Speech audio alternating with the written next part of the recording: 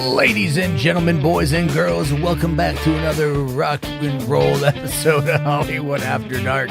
Tonight, we're going to be talking about Rings of Power cracking 100 million viewers, new games by CD Projekt Red, the Mario movie poster unveiling, and a whole hell of a lot more. Hollywood. Oh yeah, by the way, your calls. I'm going to be open call line up, call in a little bit. A lot going on tonight, folks. Hollywood After Dark. Let's fucking go.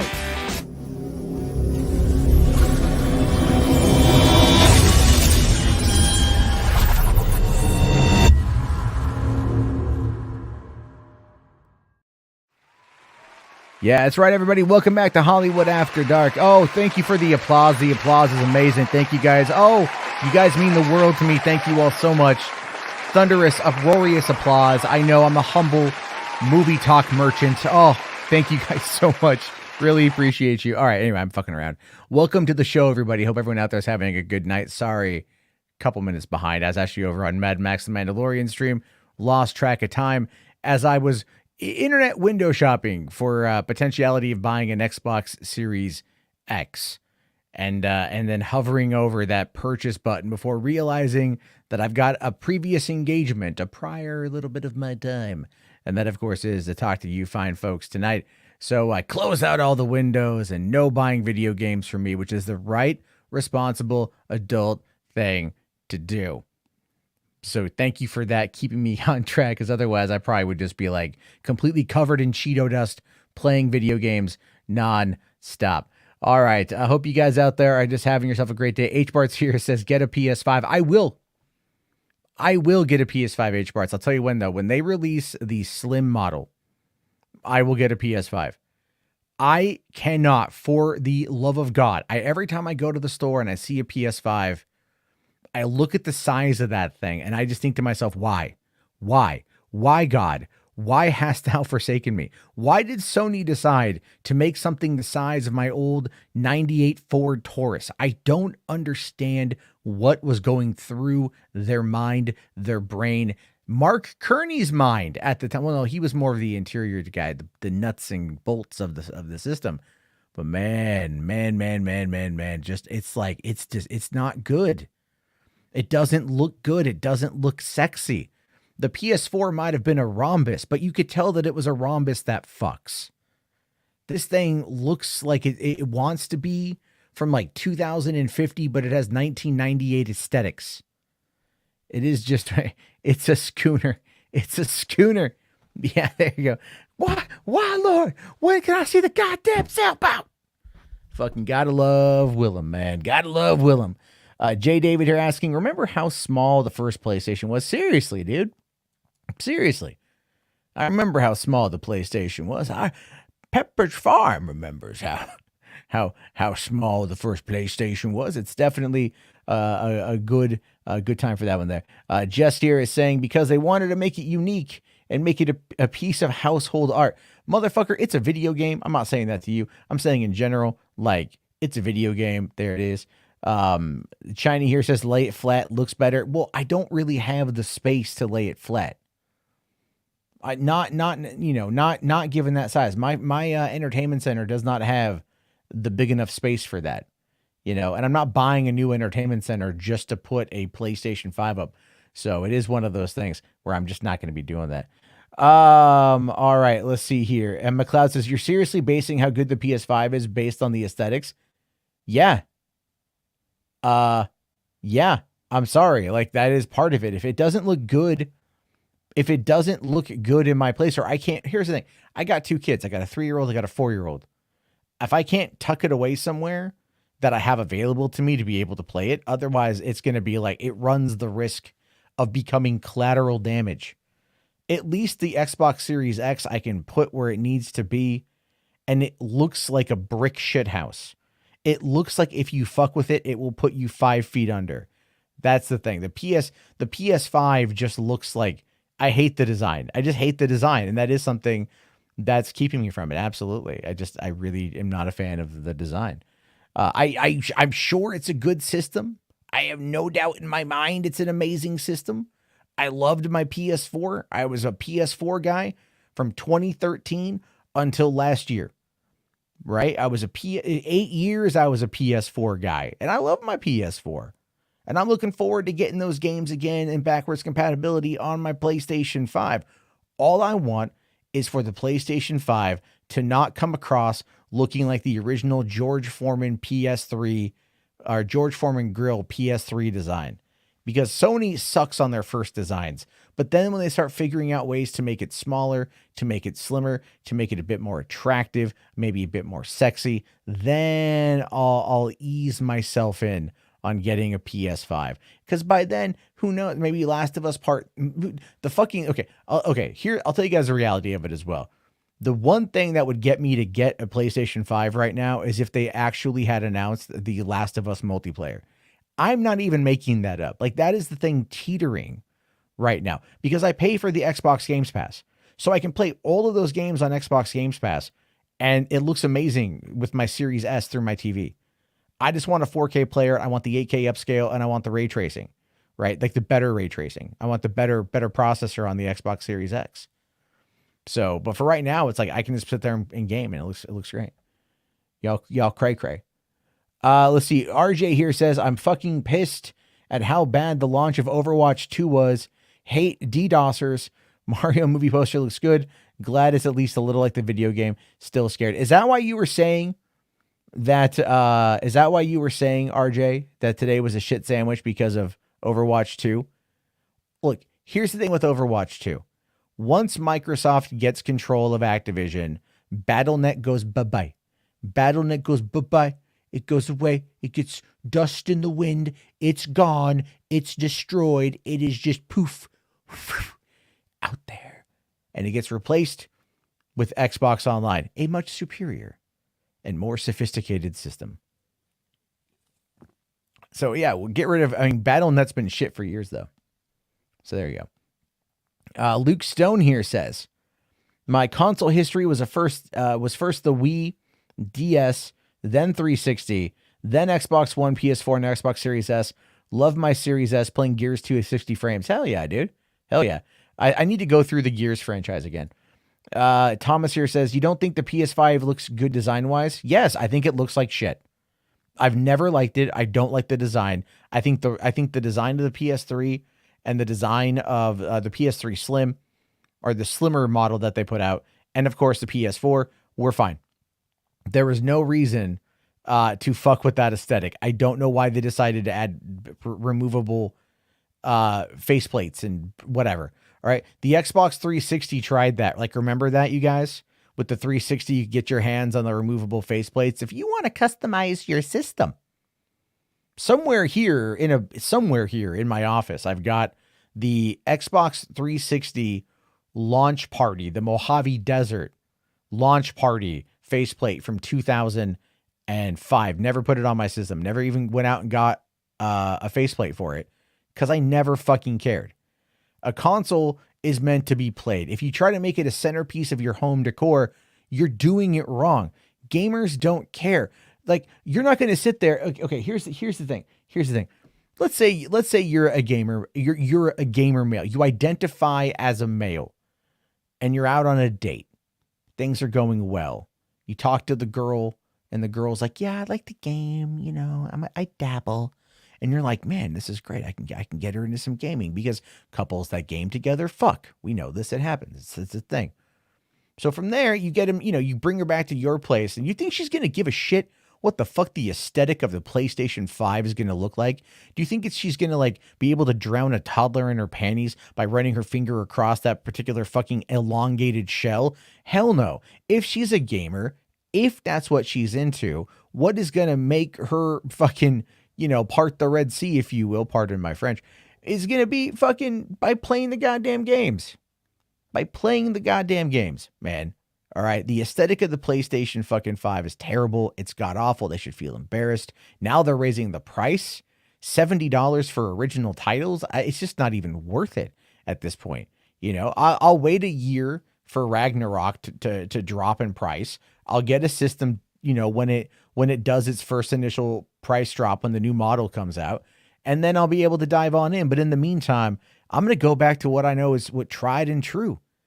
And that, of course, is the Xbox Series If you want to have true gaming potential, you are missing out by not getting involved in the Xbox Series X or S. It is an amazing, fantastic system. I've been an Xbox guy for years. That's true. But really, for 8 years, I flat out went over to Sony, and I would absolutely go back in a heartbeat because they have really, really, really good games. But the way that they are operating during this console generation makes me look at them and just kind of like raise my eyebrow and go, "You sus, Sony." To quote Saggy Melons, I want to see your search history because something is rotten in Denmark, if you ask me. So, Garrick here saying, did you hear that YouTube may be putting 4K behind a paywall? I did. I did hear about that. I do pay for YouTube Premium, so I'll still get it. But I find that to be utterly ridiculous, even though, to be fair on that front, most people can't even handle 4K. I've seen stuff now up on YouTube that's up in 8K, and I'll go to watch it, and it bogs the fuck down out of my machine. So we're not there yet, but they shouldn't charge for it extra. A lot of people aren't going to use it. I mean, a lot of the videos I upload this stream is in 1080, but a lot of the shit that I upload is even in 720, and no one can tell the difference.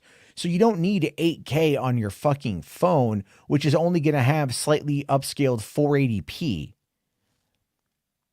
Let's see. Voice of the Emperor here for $2. Thank you very much. It says, give me another Killzone installment, Sony. Well, they killed Killzone in order to work on Horizon, which, by the way, I do love me some Horizon. So there's that. Yeah, they're doing I don't know. What's going on with that Horizon Zero Dawn remake? Is that for PC? I don't even know. I do not know. But I'll tell you guys, here's something that came out today that I want to see that I haven't watched yet, that we can watch it together. I know this is a movie thing, but gaming obviously is something we're all interested in. They put out the first trailer today for Dead Space remake, and I haven't seen this yet, so let's take a look. USG Ishimura, this is the emergency maintenance team of the USG Kellyan responding to your distress call. Isaac Clarke. What have you got, Isaac? Half the Ishimura's in the red. Engines, hull, the trams. Can you handle it alone? Oh, this is a remaster? Hey, it looks good. Get the fuel running.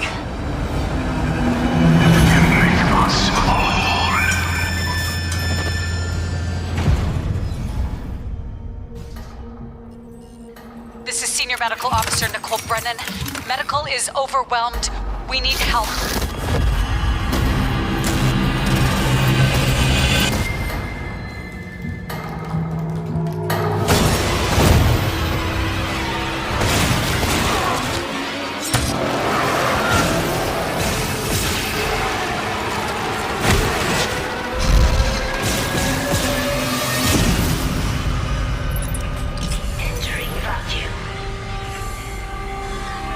Oh, this is the full ground-up remake. Okay, this does look like that.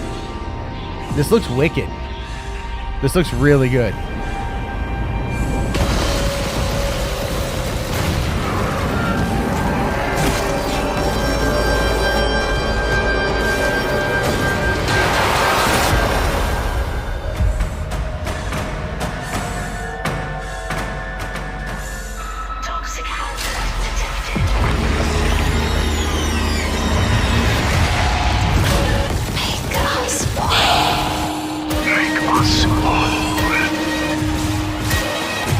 Humanity will be made whole, Mr. Clarke. With or without you. Isaac, it's me. It's all falling apart here. I can't believe what's happening. Nicole?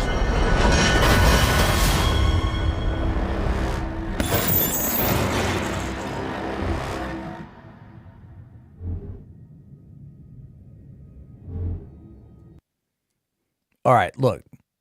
That looks fucking cool, man. That does look cool. That looks really, really, really good. Okay. Oh, Jess just sent me a picture of the Creators Edition. Let me bring this up here. Real quick, like I'm bringing it up. Now, here's a question for you guys, and this is something that I haven't seen, but I'm curious about. Has anyone here watched the Dead Space animated films? Has anyone watched those? Because like I have never seen that at all. Let's see if I can find the trailer for it. Dead Space film trailer. There's 2 of them, right? There's Dead Space. I thought there was, Dead Space Downfall. Yeah, what the fuck? 14 years ago was Dead Space Downfall? No way. All right, let me bring this up right quick. So this is the Dead Space Collector's Edition. You can pre-order it starting today, I guess. If you really want to get that helmet is looks pretty cool. But then again, I'm really not like I don't buy these collector's things. I'm not into those myself, to be honest with you. So, but it does, for those people out there who really like this, good for you guys. I hope you guys already get that. Donovan asking if I'm getting Gotham Knights. Not right away. I'll wait a little bit on that one. Games like that, I just want to wait until it comes out for a little while, because honestly, at this point, this is why I don't have a problem anymore with waiting on video games. I don't buy a lot brand new because I want to wait for the bugs to get worked out. And honestly, a lot of these games are games as services, and it just ends up being something that just ends up like being its thing. So just not the biggest fan of that, to be fair. However, there is the Dead Space trailer for Downfall. I've never seen this, to be honest with you. Were there 1 or 2? 240p, glorious 240p. Gotta love it there.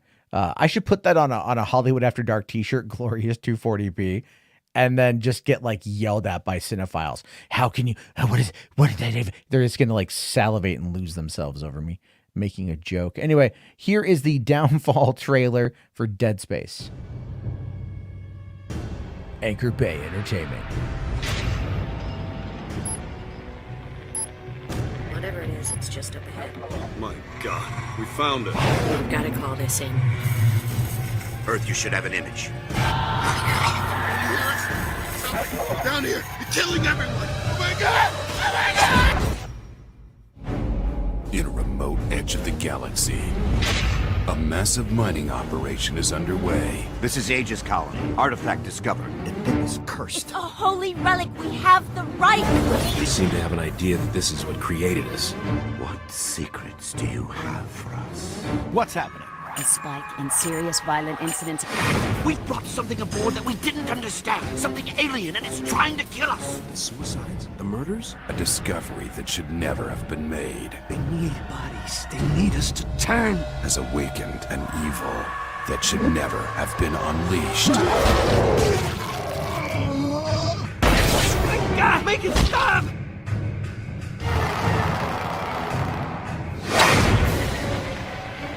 They want our bodies! This is an infection designed to take over our entire race! Yes, turned us against each other. They have taken over the bodies of the crew. It's the opening chapter of a dark saga. Crucial backstory to EA's hotly anticipated video game. The Ishimura is under their control. The terrifying new feature film that will redefine animated horror. Dead Space Downfall. I think I own this. I do think I bought this at some point, but I just never like watched it. Can animation get a Razzie Award? I mean, like, look, it's 2009 is when this thing came out.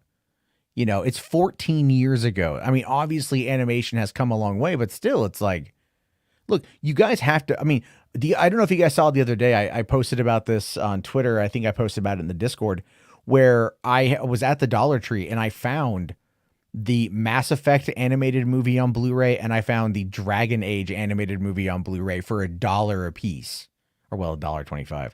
So it's like, here, I'll like, you know, let's see how that looks, because I honestly don't remember. Let's see. I remember the Mass Beef. What am I can't type for crap. Oh my God. All right. Let's see. Movie trailer. There we go. How does this thing look? All right, so well, that's a fan made one, I think. There we go. Mass Effect Paragon Lost. Oh, this looks. Oh, I can already tell it's gonna be worth the $1.25.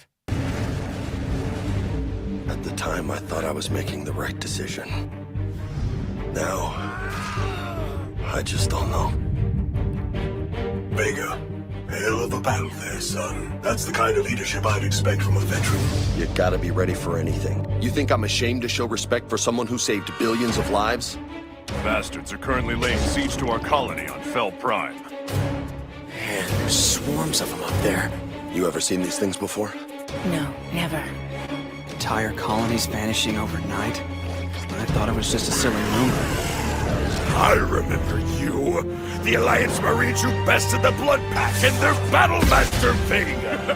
I know how hard you try to protect everyone. Sometimes circumstances make that impossible. What I see here is a squad of highly trained special forces. You're not warriors. Not yet. Today we find out what you're made of, Marines. It's time to earn that uniform.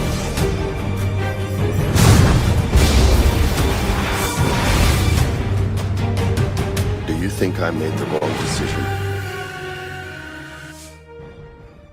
Like, okay, so this thing is coming out. This thing was set to come out December 28th, 2012, for like 3 days after Christmas, but also like 9 months after the release of Mass Effect 3.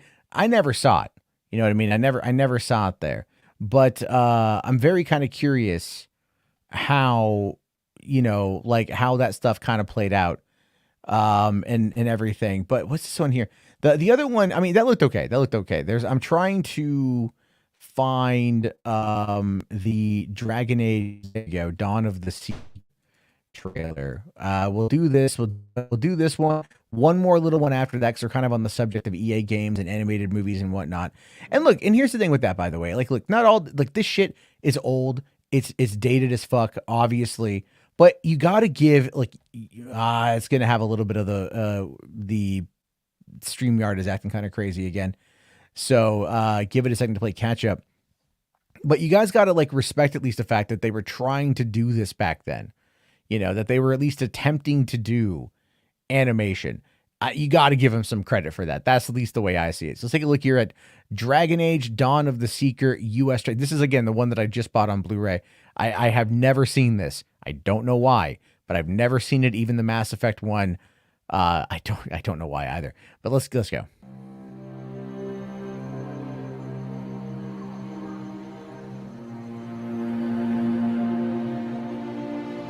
The new feature-length animated addition to the Dragon Age world. Oh, this is totally 2008. Oh my god. Where battles are won with swords and magic. A brash young knight, accused of murder and treason, These renegades must be brought to justice. fights to stop a blood-soaked conspiracy. Not everything is what it appears on the surface. Arrest those traitors! If she fails, I fear that great evil has gathered what amongst is the this? group today. the executioner's blade awaits. Cassandra! Protecting the Circle and Chantry is more important than revenge! Cassandra, hate can only breed more hate. My brother was strong, kind, but I loved him dearly. I'm so sorry, Cassandra.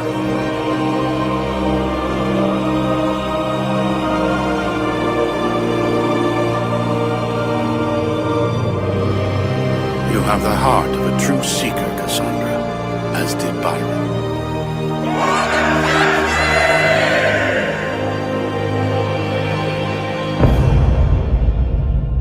I mean, okay, so it's definitely something that doesn't look the greatest. However, I'm going to sit down and watch it. I am. It's going to be, the animation is so vividly, wildly different than the other one. But then I didn't know this. Netflix actually dropped a teaser for Dragon Age Absolution. This is, they dropped this a few months ago. I did not know about this. Again, I talk about these things on, like, you know, the internet. I should know about this crap. but they dropped this new teaser trailer for a show, asking if I've seen Cyberpunk Edge Runners. I haven't. I need to though. I hear it's really good. Outside of like the lolly bit, but here, let's go.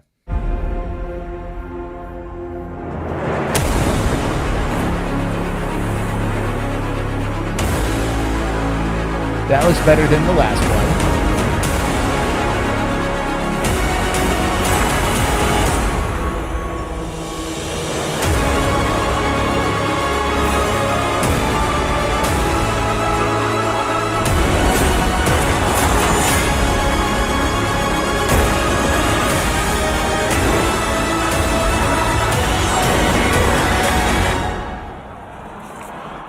We're in.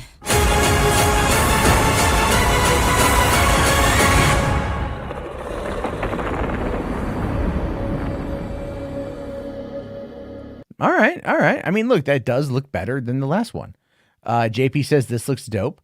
Ryan here says, hey, it's in 2D this time. Sifu says the Dota anime is pretty good. It made by the guys that did the Witcher anime and Korra. Oh, okay. I did hear about the Dota anime and the Witcher anime movie. I really enjoyed. I really enjoyed that actually quite a bit. McLeod here says Dead Space Downfall looked like it has the same animation style as the new Ghostbusters and Men in Black series from the late 90s. Kinda. But, again, a lot of movies kind of look like that. I think it's, I think a lot of maybe it's just me. Maybe it's just the fact that I'm a little on the older side, but like, I think a lot of like the people who watch anime nowadays, like forget that a lot of anime looked like shit back in like the 80s and 90s. You have your Akiras, you have your Ghosts in the Shell. All right. You have a lot of those that are very artistic in their creation and their design and their execution. But you also get some that look a lot like dog shit. We never talk about the fact that Pokemon looks kind of like dog shit. It's gotten better over the years, but its original was, it was vibrant colors and very unique animal designs. But still, it wasn't very much the most tactful animation. You know what I mean? Like there's stuff there. Was this it? Well, this was not an anime trailer. This was an animation show that was coming in for Dragon Age. Lord Slug says looked like Titan AE. It looked well beyond Titan AE. I actually recently watched Titan AE again because I found my copy of it, and I still like the movie quite a bit. It definitely shows its age, but it's Don Bluth, so I'm all on board with that.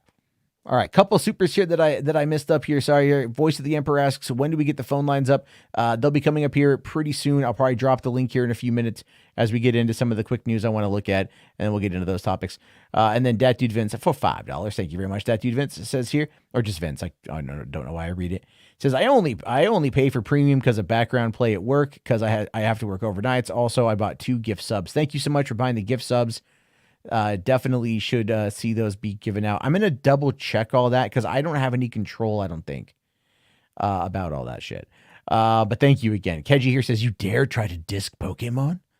I did not say that Pokemon was bad. I'm saying that go back and look at it in the 90s. It's fucking dated, but it looked good for the 90s. You know what I mean? That's what I'm talking about here. It's like people go, oh, this anime from 15 years ago looks like dog shit. Go back 15 years before that and tell me this one looks like dog shit. That's all I'm saying, brother. That's all I'm saying out there, man. It's just sometimes some of this crap may not look as good as you want it to. That's just, again, that is just the world that we live in, folks. I'm sorry to say. But all right, let me make sure I've got all of my stuff up here. Cool. Okay. So we'll get to the news real quick. Today's kind of a light day. It's kind of a light day going on. A few things. First off, the animal, Rob Schneider, has a career, which I'm still kind of surprised at, to be honest with you. But Rob Schneider has a career, and he is, in fact, getting... or he is, he's still getting work. So there's that. I want to post the StreamYard link real quick, get you guys coming on in. I'll get to that afterward. You guys let it fill on up there. There you go. You guys can, okay, I said Pokemon, not Pokemon, but I do believe that this maybe the same commentary applies. All right, so the link that's coming on in for that one, you guys can start queuing up, and we'll have ourselves a good conversation there. All right, so it says here, in today's news that I'm almost positive you didn't see coming, Deadline has revealed that Rob Schneider is developing a sequel to The Animal for Tubi. My God. Look, The Animal was a movie that came out around the time, it was like 20 years ago this movie came out. This was like after Deuce Bigalow Male Gigolo. This was like after working with Happy Madison as much as he was. This movie just felt weird. I mean, this came out before The Hot Chick, and I would argue that The Hot Chick is probably Rob Schneider's best solo movie. But this one is definitely weird. In it, he plays Marvin Mange, a police station evidence clerk who is critically injured and put back together by a mad scientist who gives him animal parts in a transplant procedure, resulting in strange changes to his behavior. The Animal sequel will once again star Rob Schneider as Marvin, who is now an old dog who needs to learn new tricks as he hunts down a new uber animal with powers far beyond his own. Deadline hears that Marvin will get into yet another accident and will have to be put together yet again with new animal parts. In addition to starring in the sequel, Schneider will also direct, produce, and co-write. Wow. It will start production early 2023 and debut on Tubi later on in the thing. That is just a crazy ass movie. It did, it had a $47 million budget, did 85 million worldwide. I think the only interesting thing about The Animal was the co-star who's, I forget her name, like Colleen or whatever. She was one of the first contestants on Survivor. And so she had left Survivor and gone on to co-star in a Rob Schneider animated movie where actually I think the best, if I recall, isn't The Animal the one where Adam Sandler plays the You Can Do It guy? Isn't this the one where he pops up as a, yeah, he is, because at the end of the movie, the town is going to kill Rob Schneider because they think that he's a monster. And Adam Sandler plays the You Can Do It guy. So now if this is being done through Happy Madison Productions, which I assume that it is probably the only people out there who will really kind of go to bat for Rob Schneider in any considerable fashion, is going to be the one that you have to kind of crack your ass about there. It's just Jesus Christ. Yeah, that's right. Shiftyism says, me and my buddy went to see the first Animal because it starred Colleen from Survivor Season 1. That is right. That is right, man. I just find it pretty funny here. I agree with McLeod saying, I thought Schneider was willing to destroy his career for being a MAGA douche or whatever the hell he was whining about on Glenn Beck. I know he's like, I would throw away my career for the president, the former president. Donald Trump is the greatest guy ever. And then all of a sudden he's just like, now he's like, I'm going to star in The Animal too. And collectively, I think Hollywood is like, well, we suffered through Grown Ups 2. We suffered through Joe Dirt 2, which was a Sony Crackle original, which, by the way, you can't even find that movie streaming anymore. That is how much like Crackle has gone under and all these movies have just kind of gone away. You can't even find Joe Dirt 2 anywhere, but we're getting The Animal 2 on Tubi, which also is owned by Fox and is also putting out that Johnny Depp Amber Heard trial movie. I think that comes out here pretty soon. So whatever they're doing, actually, you know, let me talk about that for a hot second.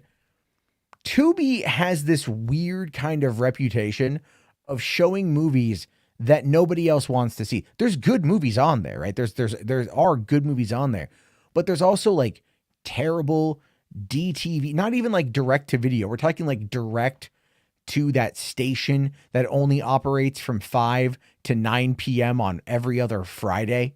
You know what I mean? Like one of those just nothing organizations. And yet there are people out there who cover shitty movies on YouTube that love Tubi, and their audiences love Tubi because of the access to finding those kind of films that they might otherwise not see. So in some respects, and I mean this like legitimately, in some respects, what Tubi is going to do for Rob Schneider's career is only going to be seen as a net positive. Because here's the thing, this movie will suck. This movie will be absolutely terrible. But goddamn, if I'm not going to check it out out of pure curiosity, right? You log into Tubi.com or you get the app and you just watch it for free with some ads. There's all the incentive in the world to watch something as terrible as The Animal 2 is going to be. However, what if, just what if it is so bad that all of a sudden Twitter falls in love with it and it starts getting memed everywhere and becomes popular as a result? Just like, and I'm not even making this up, the Sharknado series. And if you don't recall what happened with Sharknado, let me quickly remind you. Sharknado 1 came out. Sharknado 1 played once, and it was just like, no one really watched it except for a bunch of celebrities. And a bunch of celebrities started live tweeting the movie on Twitter, which then got people interested in talking about it, which then prompted Sci-Fi to run the movie again a couple days later, which had massive ratings boostings because of the conversation online for how ridiculously terrible this movie was.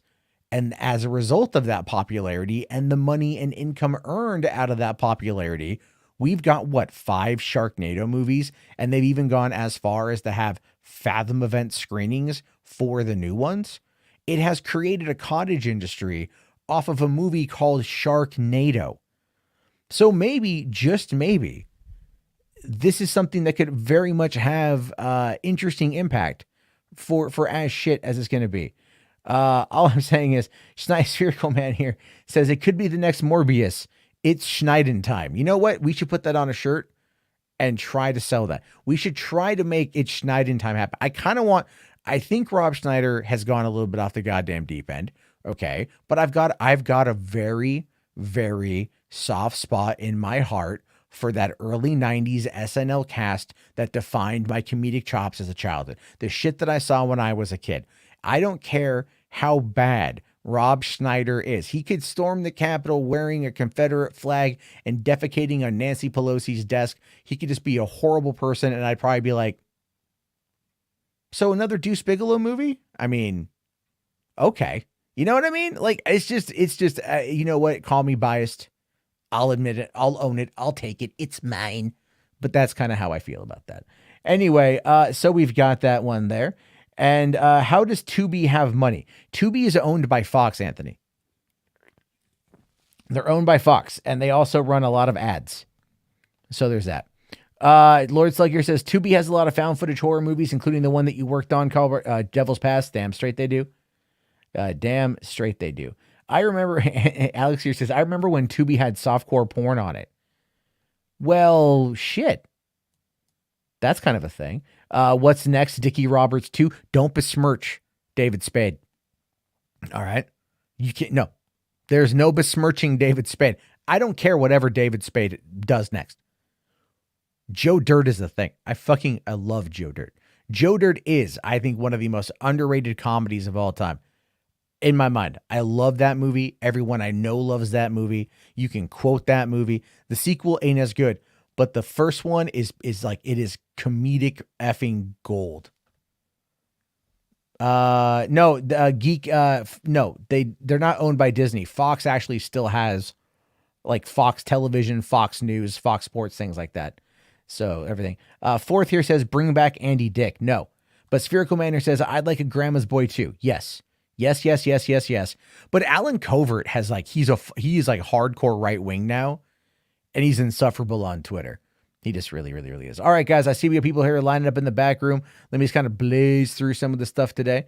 We've got the Mario trailer are coming this Thursday, 1:05 p.m. We're going to be getting the first look at a Nintendo Direct on the Super Mario Brothers movie. I don't know if I should... Like, I'm not going to live stream it. Obviously, I'll go live later on that night. We'll talk about it. We'll dive into it. But I'm looking at this poster here, you know, guys, and I'm not going to lie. I'm feeling some things, and they ain't bad. I know it says Nintendo plus Illumination. I get all that, But I think to myself, yeah, Illumination has got its faults. But at the same time, it's wildly profitable. It's wildly successful. Kids fucking love it. And they've been able to tap into something that a lot of people out there really, really, really like. So there's definitely that to look at. That being said, also take a look at how Ubisoft had worked with Nintendo for Mario X Rabbids and how that game that ripped off the XCOM, shooter strategy was very well received. And a sequel comes out in just a couple weeks. And people out there are happy with it. They like it. And it very much was able to blend two properties together in a way that fit the Mario, kind of like the pantheon of Mario universes, that type of stuff, right? So I'm thinking like this could be a thing. However, I'll fully admit, as always, I'm very curious how Chris Pratt's voice is going to be. If Chris Pratt makes it difficult, that's going to be a thing, right? That's going to be a thing. I'm waiting for it's me, Mario, right? I'm waiting for that. If that is not there, if Charles Martinet does not have some kind of presence in this thing, I'm going to be a little bit ticked off, to be fair. But I also, at this point, I'm not really expecting it.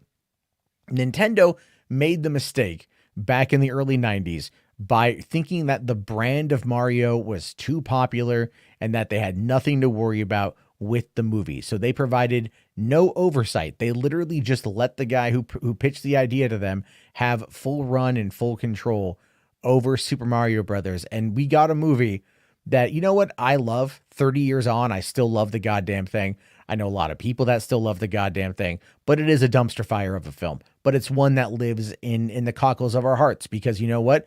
I was 11 when that movie came out. Mario, I love Mario back when I was a kid. I still love Mario as an adult. And I definitely have a soft spot for that movie. So this thing, coming out nearly 30 years to the week, close to, of when that first movie came out is definitely something that's going to be fascinating. And I'm wondering if there's going to be a reference to that in this. And it's not to say that Mario is always the most self-referential, but I just have a feeling that the type of humor that Illumination is going to do will probably have that. Also, I wouldn't be surprised if Minions have a cameo. I'm just saying. Yeah, Jordan here says, it's my favorite guilty pleasure movie. I completely agree. Ryan here says, I really liked this movie back in the day. Donovan here says, Super Mario Bros. Movie sucks ass, but then says, I never saw it and thank God for that. Then how the fuck do you know it sucks ass, dude? Like, I'm going to call that out, dude. I'm going to call that out, Donovan. You're like, the Super Mario Brothers, the movie sucks ass, ... Never saw it though. Okay, Mecha Random 42. Look, the movie ain't great. No one will tell you that it's the best movie ever made, but it's also like a fun movie from the 90s. All right. If you want, I'll send you a link to an archive of the Morton Jankel cut. They found a director's cut of the movie that came out a couple years ago. Exactly. He's pulling a Mecha Random 42. So have I seen the Mario anime movie? It's on YouTube in 4K. I have not. I have not seen that yet, Jordan. If you can DM me that on Twitter, I'll check it out. Maybe not on stream, but check it out from there. All right, moving on. We found out today that there was supposed to be Spawn movie news. I talked about this last night, and then of course it was delayed until tomorrow. Update: Spawn movie news has been delayed until 9 a.m. Pacific time tomorrow. So we're not getting any Spawn news today. You sons of bitches. Yeah, you sons of bastards. But we'll get some more tomorrow. Hopefully it will be pretty good. Also today we're finding out that Velma Dinkley is confirmed gay. Right? And I can say it because it's true. It's not a slur. It's a positive affirmation of her sexuality. I'm just saying here. So we found this out today. New movies coming out. Trick or Treat, Scooby-Doo. Velma very much has the hots for this fashion designer.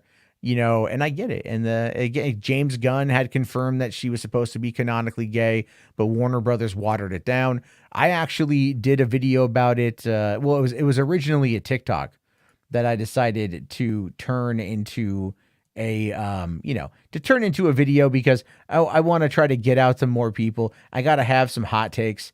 So if you are curious to know what I think, look for this video, Super Gay. A lot of people have been watching it, been doing pretty good. Surprisingly been doing okay for a minute, like in 14 seconds.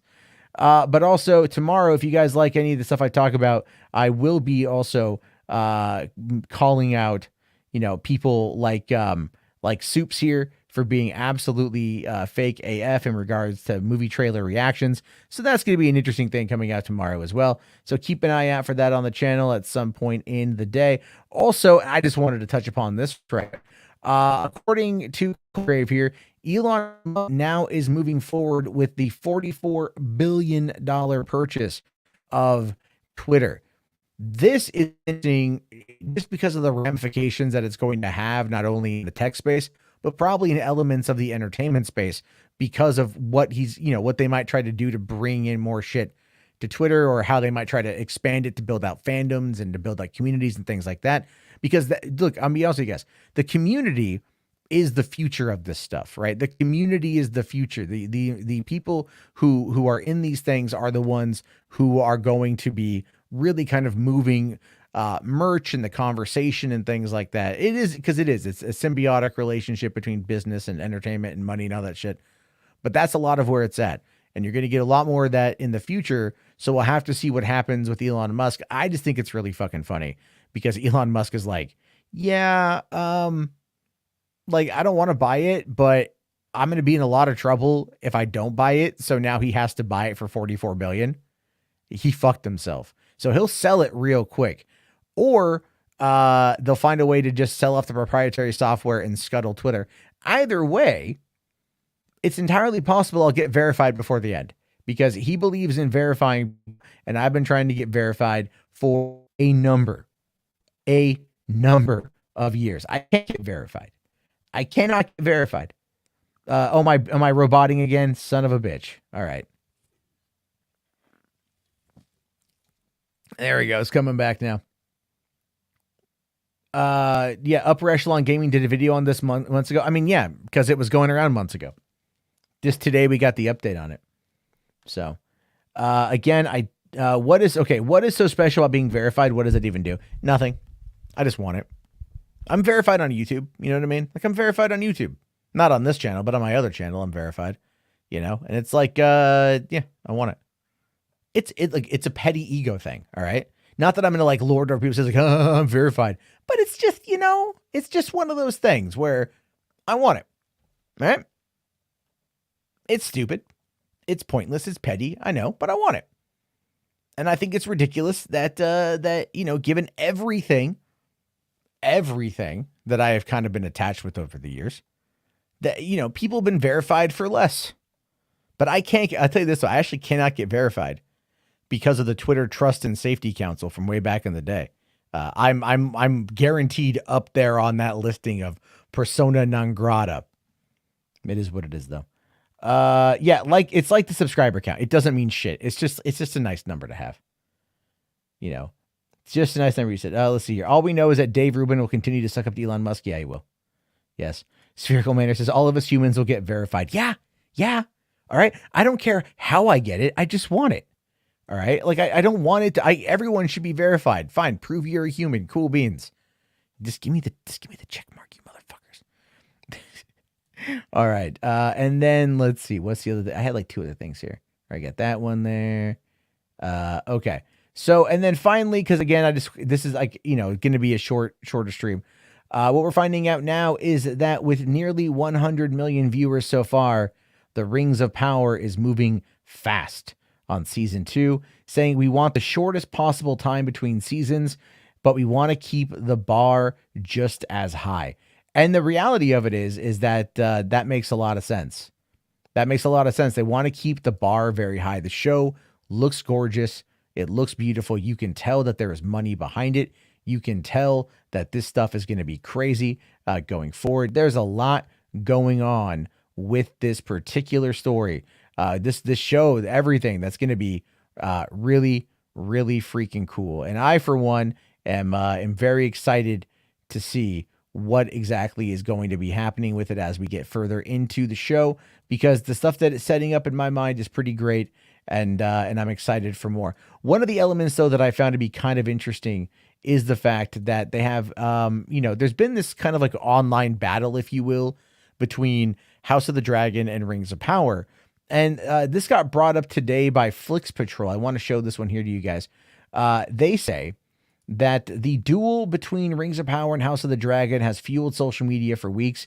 Now we have some official and unofficial numbers as well. Looking at the torrent activity through September 2022, it looks like we have a winner. So I was talking about this when Lord of the Rings first came out. I'm like, all right, I want to see just how the show does when it comes to piracy numbers. Now, what you have to understand is by looking at this here, where you have got the amount of seaters per day, 129,000 for House of the Dragon, 66,000 for Lord of the Rings. There is a lot of people that are seeding this and a lot of people that are watching it. But again, I need to give you guys a bit of a history breakdown in regards to Game of Thrones. Game of Thrones, at the end of its first season back in 2011, so 11 years ago, had approximately 4 million people watching. It also had approximately 4 million people pirating the episode according to data at the time. By the end of the franchise, by the end of the series a couple of years ago, 20 million people, I think it was like 19 million people watched it on HBO. 19 million people downloaded the goddamn thing. And that's just through the numbers we can get through, torrents and everything else. There are so many other avenues for watching these kind of shows. I mean, we're talking like full on instantaneous re-upload that are not going to be counted, but people have access to and have been watched almost like an infinite amount of times.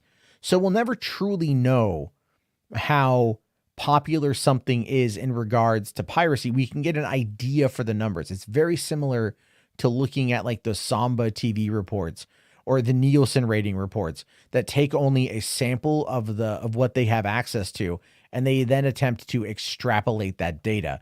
This is the same thing here. I would assume that over time, the Rings of Power will probably end up edging up to House of the Dragon. I only say that because it just seems like the show will ultimately start building in popularity as time goes on.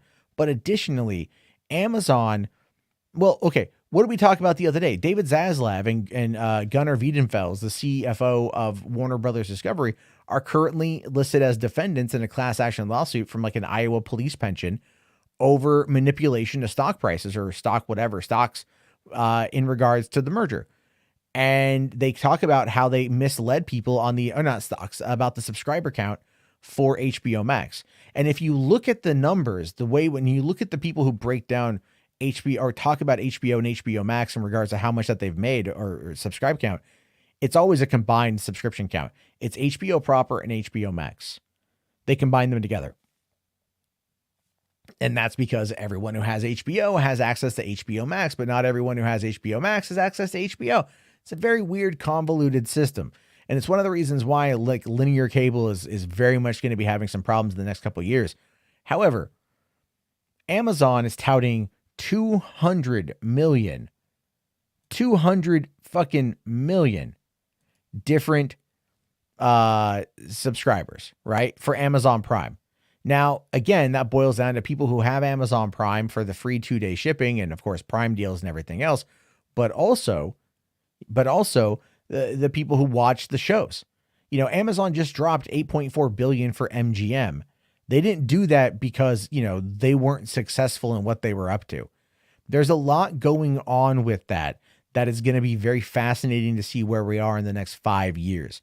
But make no mistake, Amazon is a power player in this game. And while YouTube itself might be a little bit on the negative side in regards to the Rings of Power, it is picking up steam on TikTok, on Reddit, and on Twitter. And as soon as it breaks through the YouTube algorithm where people start actually enjoying the show, which I think will probably happen in the interim between seasons 1 and seasons 2, we'll start to get more of a better idea about just where the fan base currently is. And that is really where we are. Now, Religas here says, Tolkien and George R. R. Martin are like polar opposites. One believes in good and evil while one believes all people are shit. Kinda. There you go. Anyway, that's the news I wanted to talk about today. Rings is not being picked up on TikTok. It absolutely is, man. It absolutely is. I don't know what we're talking about. So I'm, yeah. Rational here says, I DM'd you conspiracy theory about Rings of Power that's making the rounds on Reddit. Oh my God. Okay, hold on. Hold on here. Let me take a quick look at this before I get, because I was already on the subject. So let me see here. All right. What exactly? Okay, hold on. Let me just bring this up here. So I know we've got, I see we got Voice of the Emperor, Reed and Tony in the back. Vince has popped in a little bit. Feel free to come back on in. Vince, we'll get to you guys here. Also, Ryan, I see you real quick. We'll get to that here in just a hot second. So according to this specific comment on Reddit, so after, again, grain of salt. So Bloodying Bat says, the show has so much potential. This episode show that, but the writing and some of the acting definitely need some polishing next season. Otherwise, Amazon will be left with a massive black hole in its finance with this project, which just doesn't make any fucking sense to me, but okay. All right. And then Jakubov here says that it has been reported that they might genuinely shut down Amazon Studios if the show is not a financial success. And with the astronomical budget, Rings of Power would need to be an absolute smash hit in order for that to seem realistic. In fact, that's an understatement. It would have to be twice the cultural phenomenon that shows like Breaking Bad and Game of Thrones were, and it would utterly dwarf the success of those shows. That is not even remotely like how television fucking works, dude. For fucking one, Game of Thrones did not have the cultural relevance like until season 3. And the same goes for fucking, like, Game of Thrones had a good one by the end of the season. It was picking up steam as it went along. Breaking Bad didn't hit its stride like with the fans literally until about halfway through season fucking 4. And that was only because Netflix dropped the first 3 seasons on Labor Day weekend 2011 during the very first like binge cycle of shit. And a whole bunch of people had never seen Breaking Bad, all of a sudden binge watched 3 seasons, and then the show was in the middle of its 4th, and they caught up, and that's when they became fans. So to sit there and say that it needs to have twice the cultural phenomenon that shows like Breaking Bad and Game of Thrones were, that is such a fucking fallacy. That is a massive disingenuous statement. That is not even understanding how the shows became popular in the first place, where their origins are, the etymology of the idea. It is utterly, this is why the fuckers who don't actually watch this shit or pay attention to this shit or whatever, it's Reddit. Anyway, no TV series in history has ever made anywhere near enough money in its first season to cover the $460 million production cost of Rings of Power Season 1. Again, that is just a statement that was made. That was an estimation that was made. The $460 million has very much a lot to do with the design and the production of the shows that's meant to carry it across the 50 episodes. We know that the show has an average budget of roughly $20 million an episode. That's been talked about. I mean, for the love of God, people jump on these fucking headlines thinking that this is exactly what it is. It's not. They need to read past the fucking headline. Anyway, going on here, it seems, and RSS goes on to say, then any financial success would have to be counted after recouping the costs. It seems effectively impossible for this show to be profitable, and it would basically need to be the most popular entertainment phenomenon in history. Can anybody say it's been thus far? So we're a month into this thing having been out, and it's not the number one bestest show ever in the world. Everyone bowing down to lick Galadriel's golden taint. I mean, for one, that would never happen in a million years on any million fucking planets ever discovered by humanity and beyond. But still, to sit there and put that kind of pressure on a show to claim, I mean this literally, to claim, oh, well, it hasn't been the biggest show ever in the world fucking 5 weeks into its run, with an entire group of dickless wonders on the internet besmirching it for literal years leading up to its release, poisoning the minds of potential viewers, much like how Sauron poisoned those in the Southlands when he was taking over. I mean, come on. it is not difficult to see that the people heavily criticizing this show before ever having seen it were clearly the fucking bad guys. Not hard to tell. But this Jakubov guy, I might as well call him Jackoff. That's kind of what he might as well boil down to at this point. It's a fucking jackoff. This is some of the most ridiculous shit I've ever fucking seen. Jesus Christ. And he starts pulling out here, says the average production cost of each episode in season 1 is $60 million. He's, I think, talking about Game of Thrones. While in their first season, Breaking Bad had an average production cost per episode of $3 million, while Game of Thrones was $6 million. The latter rose to $15 million an episode at its absolute peak. That was also season 8, by the way. Season 8, by the way. Season 8, by the way. I just want to reiterate that after the show had won multiple Emmys, the home video sales were literally through the roof because when the show wasn't streaming, people bought the fuck out of the DVDs. The show made a lot of money. It made a lot of fucking money. I just want to repeat that again for the morons in the back. It made a lot of fucking money. So they were able to raise the budget on it because they knew that it was making an investment into what it was that they were going for. Oh, I can't, guys. I'm sorry. I fucking can't. Can't do it. Can't do it. That's just, God damn it. Don't burn yourself on this one. Yeah, I shouldn't have read that. Oh my fucking God. Oh my fucking God. Jesus Christ. That was bad. That was just so fucking bad. Fuck. But Gary only puts out honest reviews. No, he doesn't. Jesus Christ. Rational here says seasons 2 of Rings of Power is going to be great because they won't have to do world building anymore. By that point, they can get to the meat of the story. Yeah, you're right. You're right. Go back and watch the first season of Breaking Bad again. It's slow. It's drawn out. It's not the greatest. It's good, but it wasn't what it got to by season 2 and especially by season 3. So it's sorry, dude, it's the logic was shit. The logic was shit.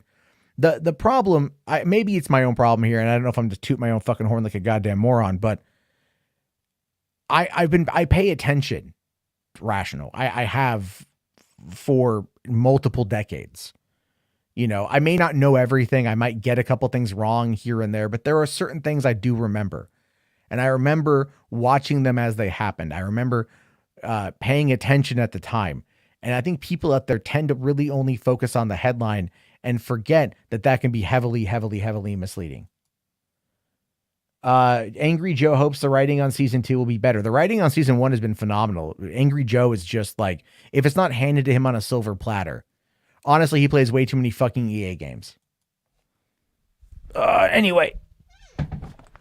Yeah. Oh, Garrick here says that he finds it funny that Angry Joe said he was done watching the show, but keeps watching it anyway. Yeah, of course, because he makes money hating on it. Yeah, Kira, we already covered the Mario poster, man. It is there. Couple quick supers to get to here, guys, then we'll get to the chat. The chat line is open. The link is pinned in the chat right there. Feel free to call on in. We'll keep it to single topic while we kind of, maybe go for like another half hour, 30, 40 minutes or whatever. Mostly because I didn't sleep very well last night and I have a sore throat. So there's that. All right. Ryan here for 5. Thanks, buddy. Says, I just want to report that Boxtown raised over $21,000 on Indiegogo and they're shooting for a $150,000 funding goal to finance episode 1. Well, good for them. I wish them the absolute best of luck. I enjoyed that little teaser. Thank you for keeping me in the know. Ryan also keeps me up to date on what's going on with Shelby Oaks, but keep it on the DL. But no, Ryan, good guy. Thank you. H-Barts for 5. Thanks, buddy. Says the difference between GRRM and J.R.R. Tolkien is Tolkien finished his story. Oh, I don't have a specific drop for that. So I think this one will work. Just slay queen. I think that's right. Or, I mean, maybe you kind of earned. Ow! Anyway, buddy, you're 100% right on that one. Yeah. Tolkien finished, he finished the main story, then had a whole bunch of side things that were left unfinished, but still, George R.R. Martin's like, how do you write so well? Like, I don't know. I just fucking do it. So anyway, let's get into the lesson. H-Rice here for another 5. Why does everyone think Halbrand is Sauron? I don't see him being Sauron. He is a huge false flag. He's a red herring. Halbrand is absolutely your red herring. I find that to be pretty funny too. But I think a lot of people out there, again, they just want to, like, you know, anything is a theory, anything can be talked about. And the show is definitely making itself a lot of fun. All right. Now is when you play the applause. I was going to thank you, and then you played the grace clap. Well, listen, buddy, listen. You know, this is the reality. I have to play it. I have to play what works in the time, and I couldn't get to this one fast enough. So there you go. I'm playing the clapping for you. All right. So thank you very much for that, guys. Let us bring up the first caller of the night, Voice of the Emperor, buddy. What is on your mind tonight? It's odd. You ever see two people you hate almost equally just tear each other's throats out and the world is better for it? I mean, top of my head, sometimes, thinking about you, that's kind of a rhetorical question. Well, that sounds kind of weird, but with okay. your history, you know. Well, yeah, but it's like, when have history I mean, air quotes. When's the last time I've been able to go at somebody that I vehemently don't like and tear their throat out, though? It's been a while. It's been a little bit. Well, They're afraid of me. They're afraid of me now. This is a week old news, but I actually saw Dennis Prager debate Anna Kasparian on her network, and it was great watching them tear each other apart. You know, I did hear that. I saw the thumbnail that Dennis Prager was on there. At first, I thought it was kind of fake. I thought it wasn't real. I kid you not. Officer Barbrady is based off of them. Most likely, I would feel at this point. We haven't had a good Officer Barbrady storyline in a while either, I feel. Oh, yeah. In fact, but I do have to say one thing about that Rob Schneider thing. Rob Schneider is derp-de-derp. You know, from South Park. Rob Schneider and Rob Schneider's Rob Schneider. Derp-de-derp. But all things considered, listen, they made that Rob Schneider joke, but in reality, they could have been applying it to Tyler Perry. Well, I don't know, but still. It's always fun to punch. Oh no! Well, it is fun to make fun of Rob Schneider. But like I said, it's one of those things where. But also, regarding what you were saying about the animal, I was just like, I was so tempted to say to Rob Schneider, "Who are you again?" Because he hasn't made a movie in like 10 fucking years. Well, he had a show called Rob. Yeah, I've never heard of it. And that I used was to watch on TV a lot. Yeah, that was on whatever it was. And then, well, I think it was on Netflix, wasn't it? Or was it on, I don't know. I don't know what show it was on. Oh, I do have something cool about me to say. I published my first book. Oh, congratulations! Yeah, I know you were working on that. Yeah. Well, it's available for purchase right now. There's like 11 copies. They're running low on stock for the second time on Amazon, hard copies anyway. Congratulations, man. Yeah, I'll get my sales report on Halloween. I got to wait 4 weeks after the quarter ends, which was on the 30th of September. Nice. One of my friends is he does the Amazon the Vela stuff, right? The novella. He does those, and he says he does pretty well on there. He's been trying to, I've been tempted to dust off one of my old stories and put it up as a serialized novella on there for shits and grins. But I don't have the time for any of that crap right now. Well, just, when you do find the time, just do it, man. Just put on like a little bit of ambience and just do it. Because, the concept of my book is real simple, real easy to comprehend, 2004 Van Helsing werewolves, full tactical gear, going after terrorists. That's cool. That kind of reminds me. Did you ever see the first volume of Love, Death, and Robots? Yes. And there's a similar story. I'm not accusing you of anything. It's like coincidental storytelling. I started writing this in like 2012. Okay. No. I'm not making that claim like at all. No. It's okay. But the shifting process that they used in Love, Death, and Robots is very similar to Van Helsing. So yeah. But hey, artists steal. It's a fact of life. It's not. I don't. Well, artists steal. Sure. Artists also adapt. And imitate. And there's also the subconscious nature of it too. Right. That's what I was going to say. Yeah. It's kind of like you might see something, but you forget. It's a previous subject. I found a great way to sharpen the writing skills. Just write wiki pages on characters. Your characters. Oh yeah. Yeah, I used to do that. Actually, I gotta find it. So 21 years ago. Wiki pages. Right? 21 years ago, I was working as a security guard at a casino on the graveyard shift. Where? And down in Cali. I worked at Barona Casino for like a month. Only because it was a thing. Well, no, I got it's a whole fucking bullshit story. But anyway, I was there for a month. I worked there overnight, and I kind of didn't really care much for it. But what I would do is I had a lot of downtime. They would actually put me in these positions. We rotated our shifts, like every 2 hours we'd rotate, but they would always kind of put me in like this hallway where I had nothing to do for like literally 2 hours, just to make sure if anyone's going into the vault to like check them in, check them out, sort of thing. So, and that was very rare. So I'm like, all right. So I pulled out a little pen and a pad of paper, and I just started like writing out this fantasy story. And I wrote out the entire script, and I wrote out the outline of the story, and I wrote descriptions for and backstories for all the main characters. And I still have the little notepad with all of the notes on it. And I that might be one worth pulling back up. I wrote a character. At the time, actually, hang on. Can we save this for a little bit later? Sometime in the future, because I don't want to hold up other guys. Sure. Yeah. I mean, either way, I understand what you're talking about there. But all right, man. Well, hey, yeah, because the back room is filling up with people. Heck, I started writing in high school. I almost got into the school paper, but it was too big. Yeah.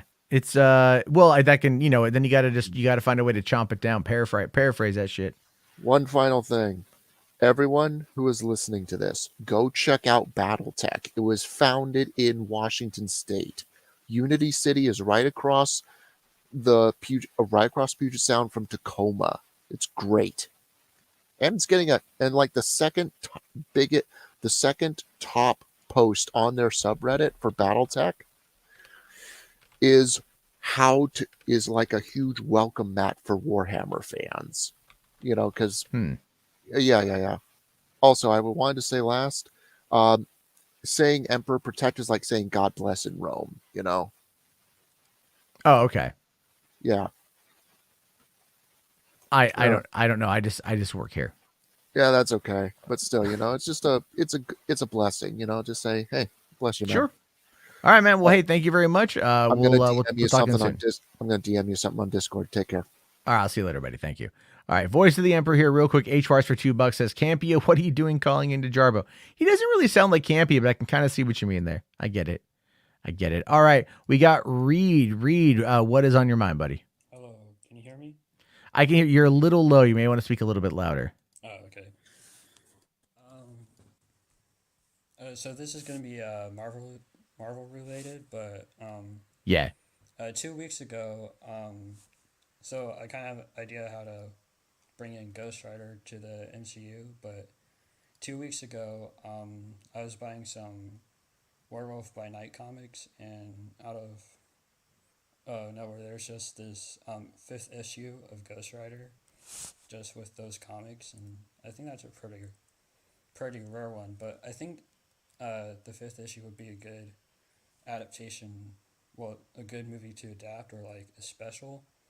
So basically, the story goes that there's Ghost Rider and the Punisher roaming around the streets, and people are trying to figure out if it's the same vigilante or two different people. And I think that'd be a really cool idea to bring in Punisher and introduce Ghost Rider as well, which would be pretty cool special or movie. Yeah, it'd be, I do feel that when it comes to Marvel on that front, what they're probably going to end up doing is, people are really low hearing you, Reed. Can you speak up a little louder? Hello? Yeah, you're coming in super low, buddy. Oh, I might have to switch something. I've even got you cranked up internally to like 200. So. Can you hear me now? No, I can personally hear you, but other people may not. There's been complaints about not being able to hear you. So, but I will to quickly kind of, but he had an idea, reading was it a Ghost Rider comic? Yeah. About how to bring, how to bring Ghost Rider and Punisher into the MCU. Hello. Say that again. Hello. It's still very soft. Huh, weird. Are you on your phone? I have the mic connected to my. On your phone? To my headphones. Okay. Are you still using your phone? No. Okay, you're on the computer? Yeah. Okay, yeah, that's kind of weird. You may want, I don't know, man. That's kind of, it's low. I can hear you, but other people are having trouble. You may want to try, restarting your computer, coming back in, see if that helps out. Like maybe closing out Chrome. It might be having problems. All right. Or raise your internal as well. Yeah, internal mic. Okay. All right. And while you're doing that, I will, let's see here. Restart my computer, then come back. Yeah. See if that works. All right. So according to RJ, there's been a leak. There's been a leak. Apparently, the look of Chris Pratt as Mario has been showcased. Now, let me just. I probably maybe shouldn't bring this up, but I'm gonna bring this up real quick here, and let me see from there. All right, hold on. Where is it at? Come on. Oh, I hate my computer sometimes. I saved it. Why isn't it? Fucking Jesus Christ. Nothing ever works the way you want it to, guys. Nothing ever does. It's been one of those days. All right. So this is apparently the look of what the new Mario is going to look like. And you know what? Looks about right. Looks about Mario. However, if you look close enough, you kind of see a little bit of Chris Pratt in there. As weird as that is to say, you do see a little bit of Chris Pratt in there. So, but otherwise it looks like Mario. So that's pretty cool. Let's do it. Let's fucking go. So yeah, thank you very much for that, RJ. Really appreciate that. So, all right, let's bring him in here because I know he's waiting a little bit of time. We got Tony. What's going on, Tony? Hello there. Hello there. All right, I can hear you just fine now. All right. I guess my question is, I guess the piggyback of the Rob Schneider story that was being talked about earlier. Sure. Why do you think people, directors or whatever, or and other kinds of movie makers, why do you think they wait like 2 decades and more to do another sequel? Like, there was that Joe Dirt movie that came out a few years ago. There's the Hocus Pocus 2 and all that. Why do you think people do that? In many instances, it's trying to secure the funding. A lot of it's that. A lot of it is just timing. Hollywood is about timing. We kind of talked about this with like the Bros movie having come out, where it's like it should have been released in June during Pride Month and not in October on a weekend, on a kind of a dead weekend, or up against a new horror movie or whatever. So there's a lot of it is timing. And it's also like, in the case of Hocus Pocus, Disney needed to come up with content for Disney Plus. They were like investing money and they're looking at the IPs that they have. I mean, there's a reason why they did another Home Alone. There's a reason why they put Pinocchio and Lady and the Tramp on Disney Plus. Like they're looking for that kind of stuff. So that they obviously had seen popularity with Hocus Pocus. I wouldn't be surprised if the popularity surrounding Halloween Town doesn't find some way to warrant them getting another Halloween Town movie down the road or special on Disney Plus or whatever. Even though Debbie Reynolds is dead, they could probably find a way to do like Halloween Town, the next generation or something, So it's really just about like if somebody has a pitch and they can get it to work and they can find a way to kind of get the deal in place to get people working on it. There's a multitude of reasons. I think a lot of it is just timing.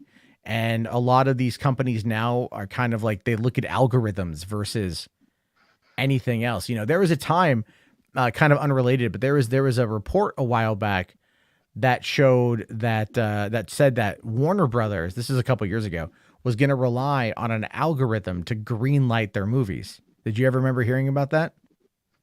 I don't think so, no.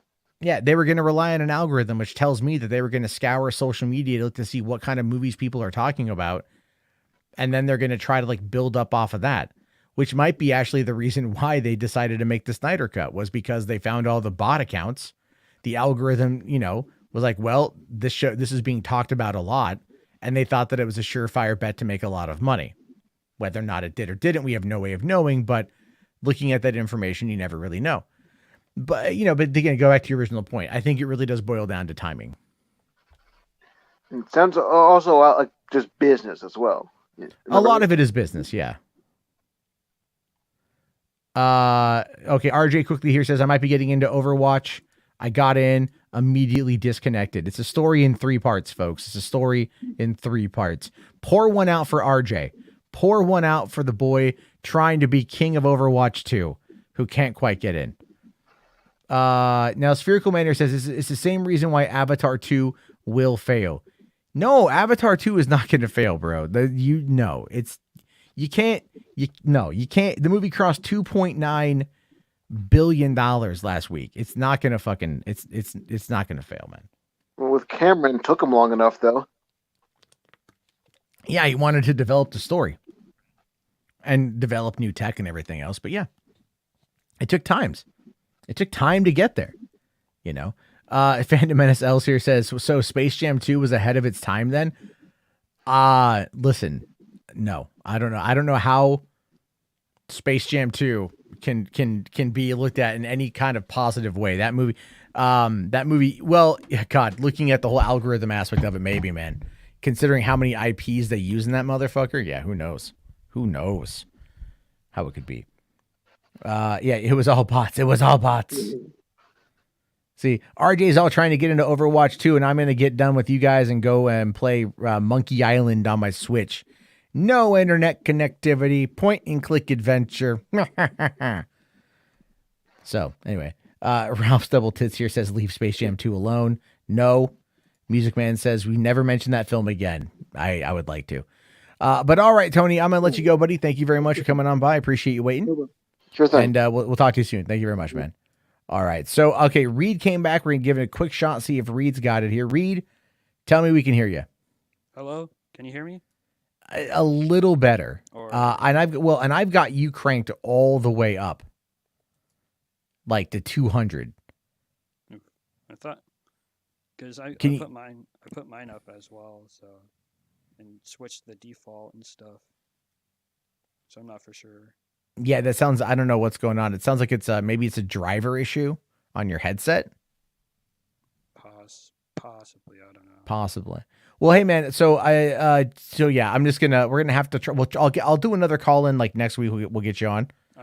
All right. But just yeah, I get it, dude. I get it. It's we'll try to see if we get it sorted out. We'll see what happens this weekend. Maybe I'm gonna do. I'm still trying to figure out that charity stream I wanted to do. I was supposed to do it on Saturday. I kind of forgot. And then like I have family coming into town on Saturday and I'm like, I can't really do it then. Yeah. And then I'm like Sunday, I don't know. We'll see what's going on with that, but I'll do when I do the stream, we'll do call-ins definitely. So that will be soon. So, all right. Yeah. Some people have trouble hearing you. So, all right. We'll chit chat with you soon. Okay, buddy. Yeah. All right. Thank you. All right. H-Barts here says, I need to join a call in someday, but work. Yeah, I know, man. You got to let me know when you have days off. All right. We got next up is Zachary. What's going on, Zachary? Hey, Matt, can you hear me? I can. Sweet. Can everybody else hear me? I'm going to say yes. All right. What's up, everybody? Sup, bro? Sup. Anyways. Fucking chilling. Yeah, I got home from work at 12:30 Buffalo time. Nice. Yeah. And you're usually the only person I watch to get movie news because Campia pisses me off quite a bit. Yeah, I get a lot of messages about the shit Campia says. I think it's pretty funny. I haven't watched Campia in a while for that reason. when you did that stream about him talking about D23, it was like, Jesus Christ. Oh yeah. Anyways, but I had no idea that they were doing a sequel to The Animal. I just heard about that today. And that was one of those things where like I thought I saw it mentioned earlier. I saw somebody mention an Animal sequel earlier today, but I thought they were just shit posting. I was like, who wants a sequel to that movie? Who wants a sequel to Rob Schneider's movie? And then like, oh my God, it's real. Like, it's not even April Fool's Day. It's, you know, it's early October. And you're like, what is happening? If I wanted to see a sequel to a Rob Schneider movie, I would have probably picked The Hot Chick. Hell yeah, dude. The Hot Chick is my favorite Rob Schneider movie. It's really funny. Fucking hilarious.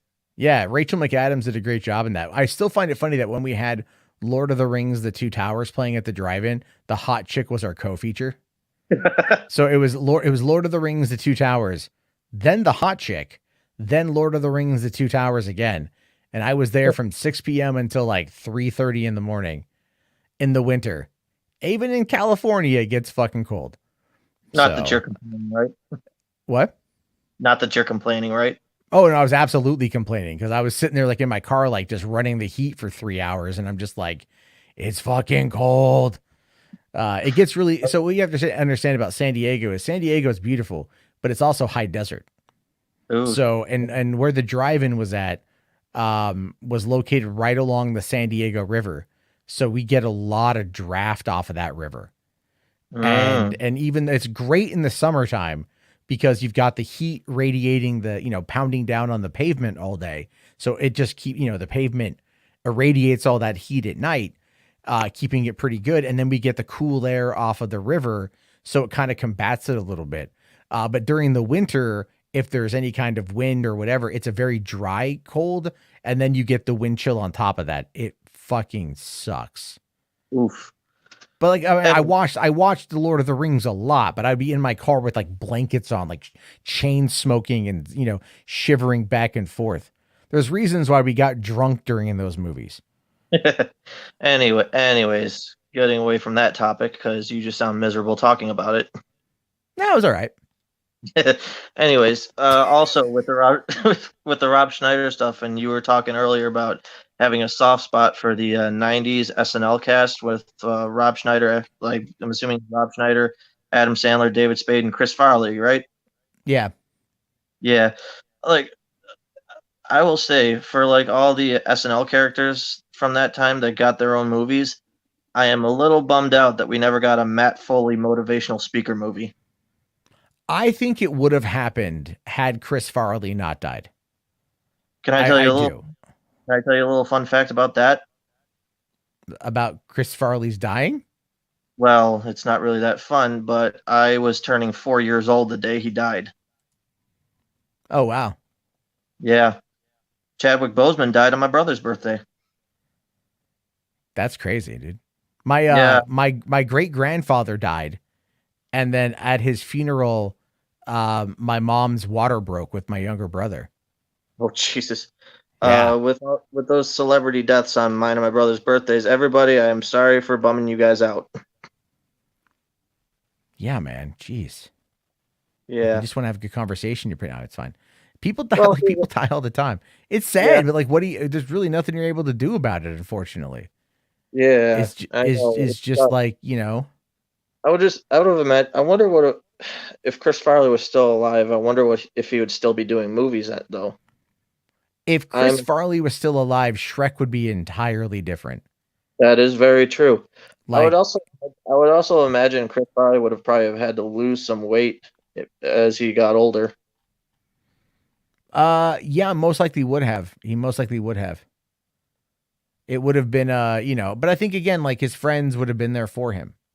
Yeah. And I think that's a big factor that a lot of people, in the moment, like he had substance abuse problems 100%. But I think that, and another side of that though, was just Farley, fame can absolutely get the best of you. And I know. I watched that Chris Farley documentary that they did. I think it was on Spike TV. I never saw that one. It was like a few years ago. Everybody was talking about him, and he always was like hard on himself.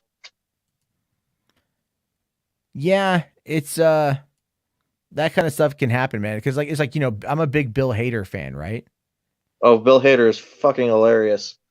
And he suffers from anxiety, pretty crippling anxiety.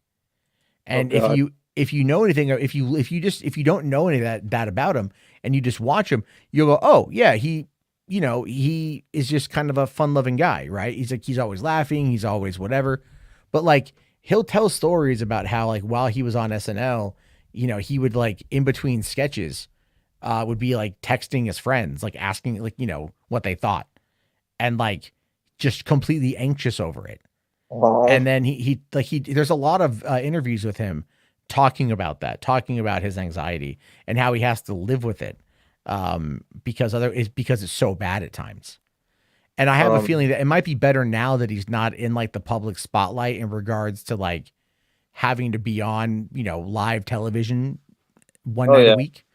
Oh yeah, I agree. But still, it's pretty crazy. It's pretty crazy on that one there. Yeah, man. I got one more topic to talk about. That's Marvel related too. Sure. I got one more guy in the back, Kira, which we'll get to him in a minute. So yeah, let's keep it. Let's move it on. Keep it quick. And it has to do with the movie Morbius, specifically those god awful post credit scenes. I gotta love it.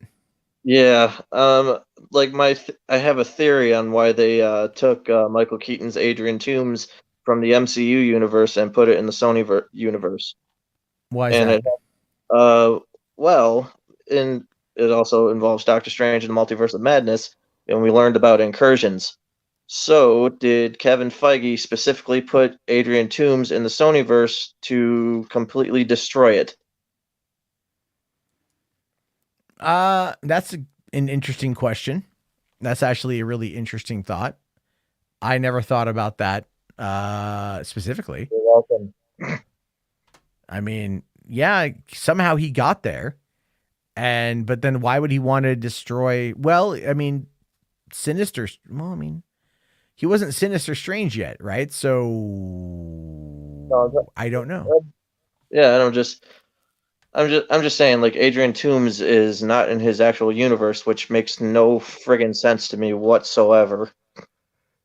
Yeah, and by the logic put forward by No Way Home, then it would fundamentally destroy, and also Doctor Strange and the Multiverse of Madness, it would start to destroy that other universe. Exactly.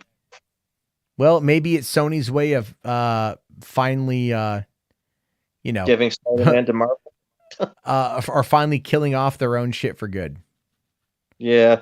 And I liked Jared Leto as Morbius in that movie. I liked the acting and stuff. Not that I'll admit now I've never really went to school for film or anything, so I don't know anything about like making movies, writing movies, or shit like that. Yeah. But I will admit that movie looked fucking poorly edited. I mean, yeah, I think there definitely had a lot of problems with that movie. The post-credit scenes, in my mind, were very much the worst parts of that film. Oh my God, yes. So, it made no sense, had no purpose other than, hey, let's bring in Michael Keaton. Okay, cool. Yeah, and I remember watching John Campia's review of Morbius. Like, I remember him saying that he thought Sony learned their lesson about. I was talking about the last time I really watched Campia was when he reviewed Morbius, and he thought Sony had learned their lesson about shoehorning the Sinister Six into their movies, and he overestimated them. Yeah, I put that heavier rad to be honest with you. I think we pretty much all put that on Aviarad. But that is still the world we have to live in is all that shit. So, all right, man. Well, hey, thank you very much for coming on. I appreciate it. And we'll talk to you again soon. Yeah, I enjoyed this. Have a good night, man. Thank you very much. See you later, buddy. All right, and someone else comes on. Kira, last one for the night. Kira, how's it going? Hey, Matt. Long time no speak, man. You can hear me okay? Yeah, I can hear you okay. I'm having a little bit of connection issues on my end. A little bit of connection issues on my end. Okay, that picked up again. There we go. Sounds a little bit better now. Yeah. StreamYard, I keep forgetting to hook up the I bought a 50-foot Ethernet cable to run to my router. I keep forgetting to use it. Oh, sure, no problem, man. I mean, if I'm piping through okay, then yeah, man, it's been a while. It's glad to hear from you, dude. I haven't been able to make so many of these shows in real time, but I'm really glad to be here now and glad to hear from you because I always catch up on the VODs, later on. And anyways, so I know you probably I appreciate you watching. Thank you. Yeah, man. So let me just kind of get into some of the points that I wanted to rattle off to your last caller's point. Rest in peace, Loretta Lynn, since we were talking about dead yeah, I heard about that, yeah. Yeah, so, gone too soon, 90 years young. You had something on your channel about terrible Bruce Willis movies with fun covers. And the thing that I always saw, because I saw the thumbnail, you have Fortress on there, and every time I see it, I always want to think it's a remake of Fortress from with Christopher Lambert. And I don't know why, because I'm just that kind of silly. So. Yeah. Now that I think about it, you're right with that movie. I forgot about that film. The thing with the DTV, the direct-to-video films is just like. Yeah. There's clearly. Sorry. There's clearly a market for it. There's clearly a decent market for it if they're able to keep making these movies with Bruce Willis and like Chad Michael Murray, at least in those ones. But then there's other ones with like 50 Cent and like Morgan Freeman pops up in these DTV films more often than not. And you're like, but it's Morgan fucking Freeman. Like, why is Morgan Freeman in these movies? It makes no sense. But I'll tell you this, what it really boils down to is actors want to act. Well, yeah. I mean, what's the one that I see almost all the time these days? It's with from the Fast and Furious. It's what Huey it's the names of them, the two characters. Hobbs and Shaw? Yeah, that's the one. Thank you. Because I see it like in passing, and I'm like, then now it's in bold letters, and suddenly I'm like, is that a Fast and Furious movie or is it something completely different? So I don't know. Well, no, it's a spin-off movie. If you saw Fast and Furious 7, then Hobbs and Shaw you get. But it's that was a big budget movie, $750 million, I think, or somewhere around there, take home. Sure. I thought it was going to crack $1 billion. I literally did. I was actually very surprised it didn't. And a funny thing too is because I criticized Black Adam's marketing quite a bit, and people think I hate the movie. I haven't even seen it yet. How can I hate it? But one of the interesting elements of it is that while I was there's an article that popped up today on the Hollywood Reporter talking about how it could potentially crack 70 million.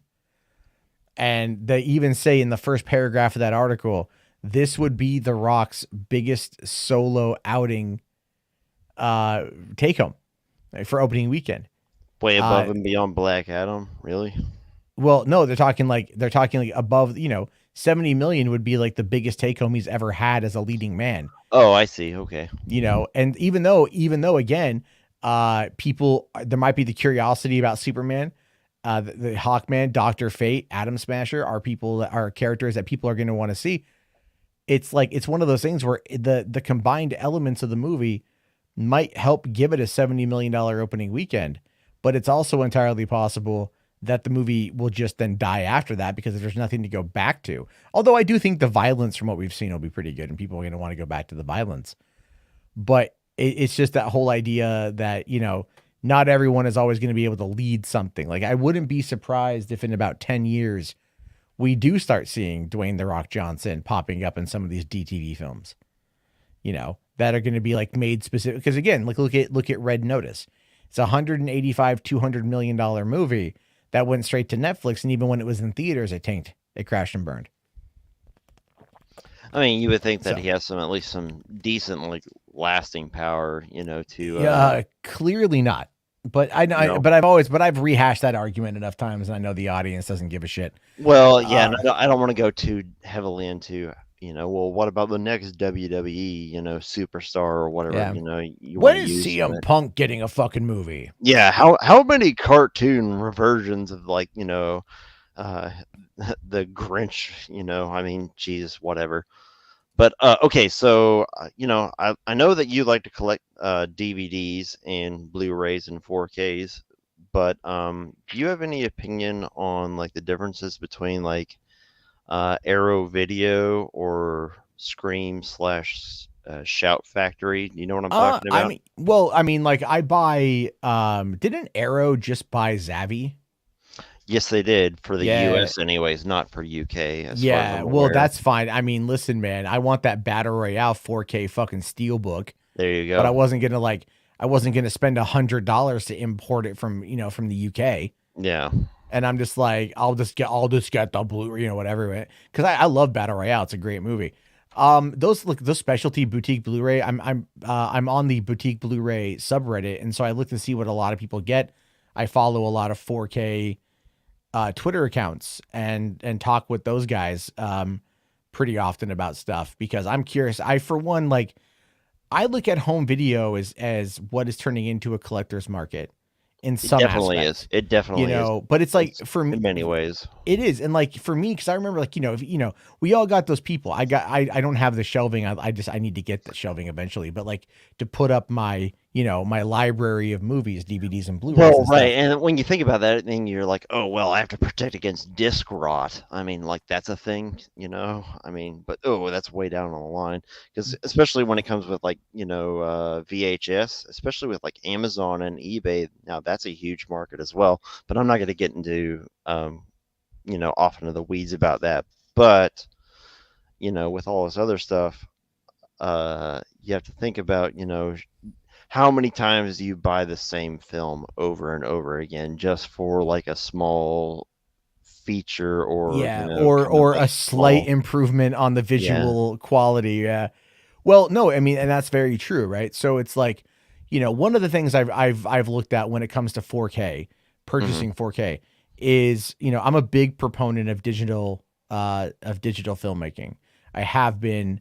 I know there's like the people out there that are like, oh, 35 millimeter celluloid, that's where it's at. That's where it's got to be. It can't be anything other than that. That is purity. And it's like, well, you could also argue 16 millimeter because some of the shit you've seen has been 16 millimeter as well.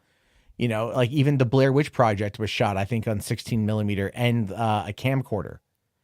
So it was done, they shot on multi-format, one of which was, analog, that could more easily be transferred to digital. And then, nowadays Steven Soderbergh is shooting movies on an iPhone 7.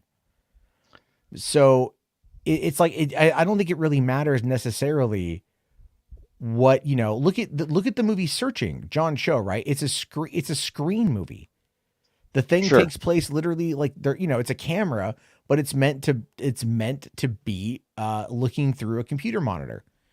And like a screen life, that's what they call it, and there's more movies like that experiment. I'm big point of view found footage, people shooting with their phones or with like smaller devices to give you a more visceral in your face reaction to it, the way you feel. These movies can be made everywhere, but when it comes to 4K, I like to buy older films that are shot in 35 millimeter and, or the older movies that have a lot of love done to the 4K. Oh, dude, I absolutely agree, and I want to stress a single point about that is I'm sure you probably don't know who Josh Becker is, but Josh Becker, he is isn't that the friend of Sam Raimi? Yes, he is. Right, he did a single shot movie with Bruce Campbell in it a long time ago. I forget what it's called. It's called Running Time. He also directed a few episodes of Jack of All Trades and Xena. Yeah. And yeah. I know the name. It's been a long time since I've heard it, but I'm aware of the name. Well, I think he was like friends of somebody who was also on like the blue/ray.com forums. And I got on there and got some of those guys to, goad him and some of these other people to also release some other of these older movies like Tornado, for example, in Blu-ray, which is a earlier Bruce Campbell film.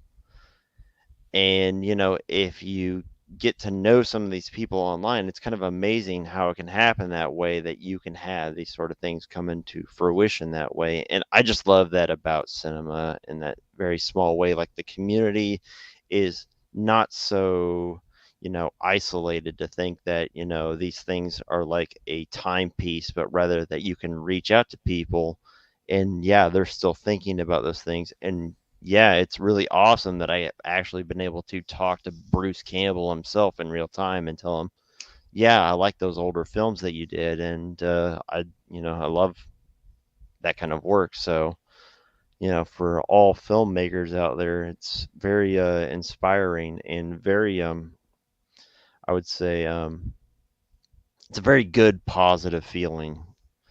Yeah. When at the end of the day, when you see so many things fail at the box office and stuff like that, people should try things. Innovation is important. Sorry, I didn't mean to interrupt. No, I completely agree. I feel like when it comes to theaters right now, a lot of the only movies are getting like the people with the budget, right? It's kind of like, it's like award season. Mm-hmm. It's all about the marketing, right? It's about the marketing and raising awareness. It's the same process. The award season's just, the more like avant-garde bait films will get that push. Mm-hmm. When, the vast majority of the audiences out there don't see it.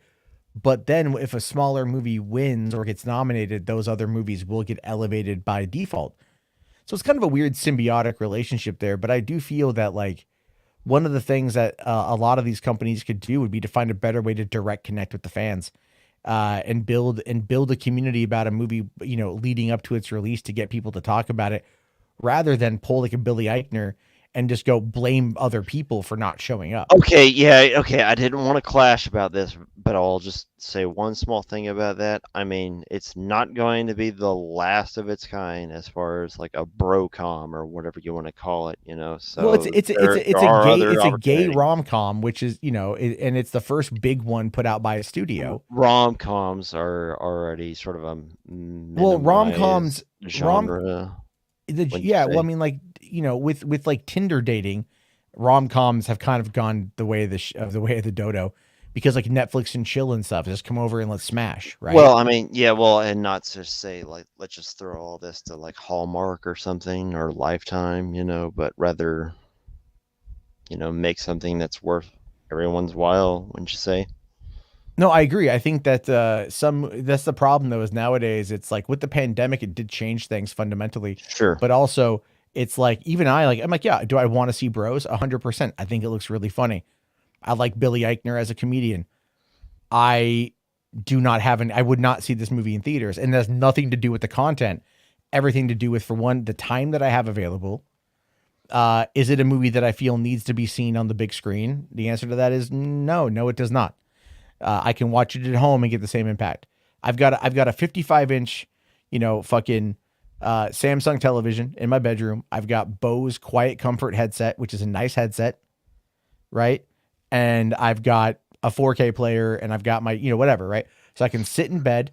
All right, dude. Well, if we're gonna compare dicks, I mean, I just recently bought a 4K, UHD, can play international Blu-ray. I'm just joking, man. They can play international Blu-rays. Well, that's a weird fucking flex, right?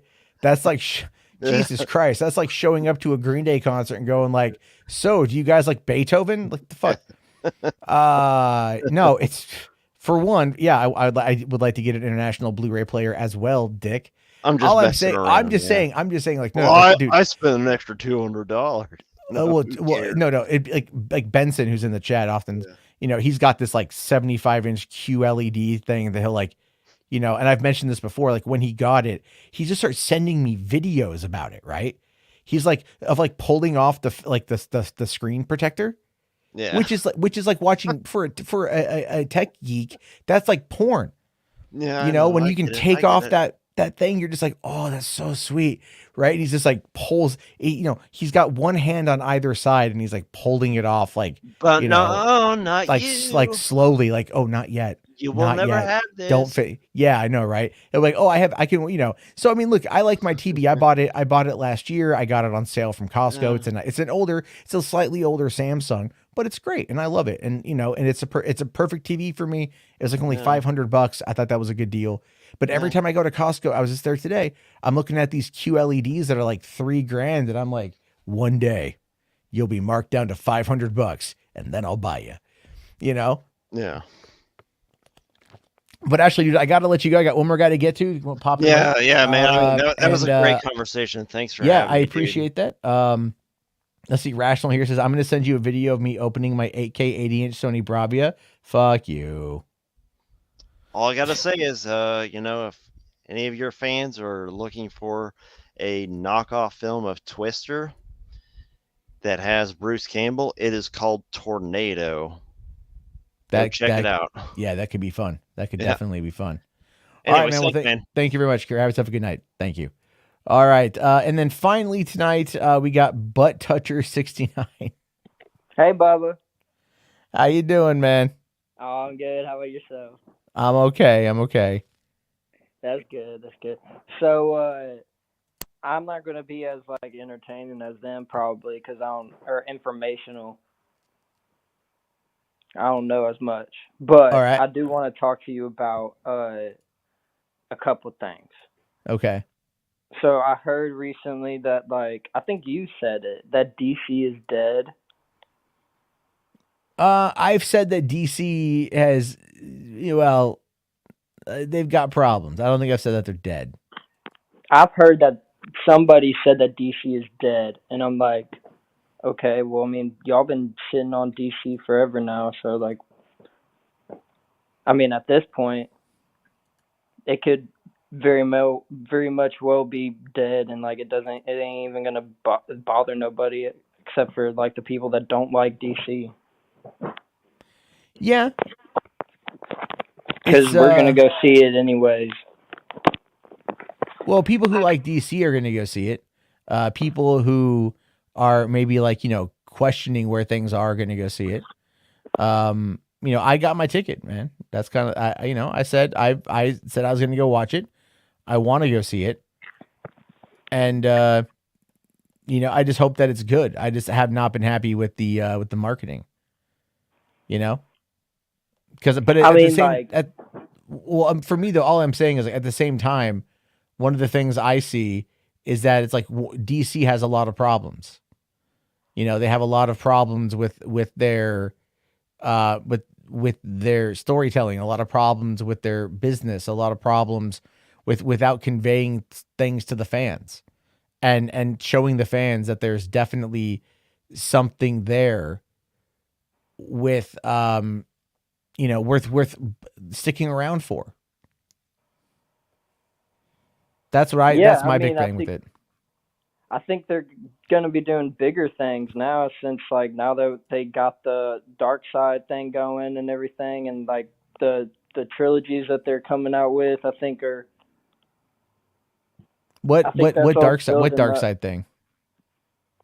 They introduced the dark side to us in Justice League or whatever.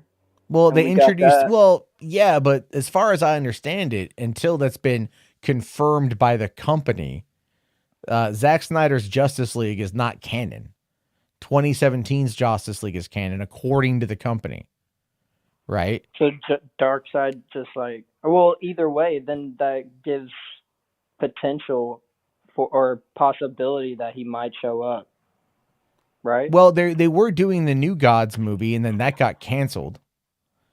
And there's been rumors that, it had to do with the Snyder Cut. It's possible because it was also the New Gods movie from Ava DuVernay, and then there was The Trench that James Wan was going to produce. Those are the first two films that were announced by Hamada when he took over DC Films, and neither one of those materialized.